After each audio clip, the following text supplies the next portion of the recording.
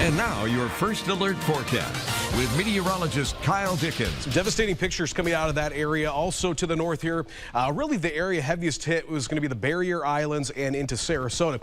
Want to explain something with the storm surge. So as these tropical systems move closer and closer in and make landfall, when you're on the southern side of that, that is where the most significant damage is usually done, because that's a lot of storm surge. You get that wind to flow right over top of land, and it brings that water in. Doesn't really have anything pushing it out. So that is why this area, really from Anna Maria Island to Bradenton, Sarasota, Gulf Gate Estates down to Venice, saw a lot of that significant damage and a lot of flooding as well. So areas to the north, although we saw damage and quite a bit of flooding in places like Tampa, St. Petersburg, a lot of wind damage as well. The worst of it's certainly going to be along and south of where that eye landed. Now it's off the coast here. Nothing to worry about, at least for anybody on land. For us, though, weather's very nice. High pressure's built in. That nice weather continues throughout the day today. Look at our cameras here across the region from Ottumwa to Dubuque and Washington to the Quad Cities.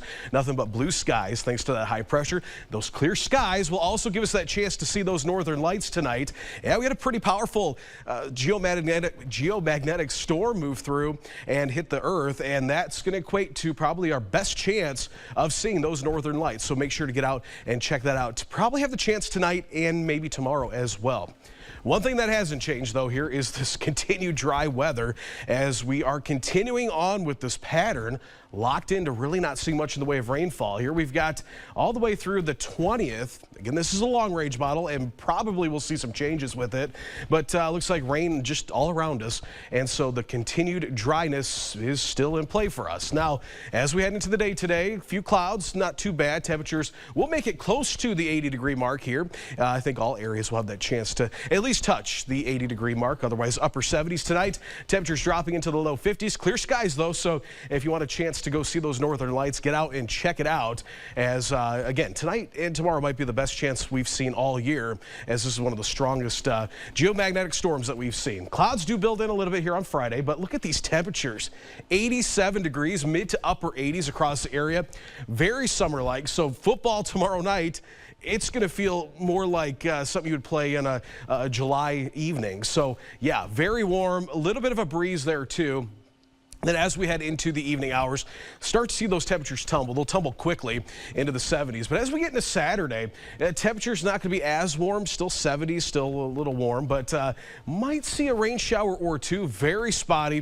Going to keep it out of the chance, at least the chance out for now. But something that we'll be watching. A little disturbance moves through. Then some cooler weather arrives once we get to Sunday. And a little bit breezy tomorrow as well.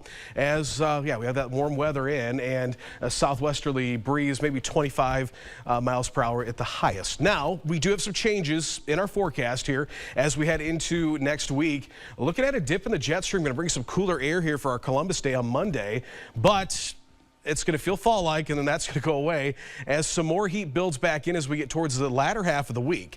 And we're talking, once again, temperatures maybe into the 80s before some big-time cool weather is on the horizon. Might impact us as we get towards next weekend. So something we'll watch there. Temperatures today into the close to 80 degrees, into the 70s, eventually the 50s here. Clear skies tonight. Next 7 days, again, kind of the forecast that's just got a little bit of everything in it. We've got these summer-like temperatures here over the next couple days. Look at that, 60s, then 50s. That's the first time we've seen that since at least earlier this year. So 57 Monday, 56 Tuesday.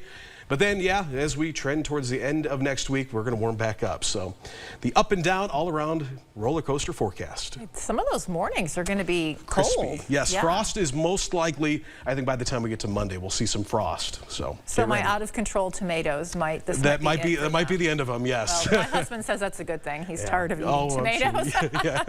There you go.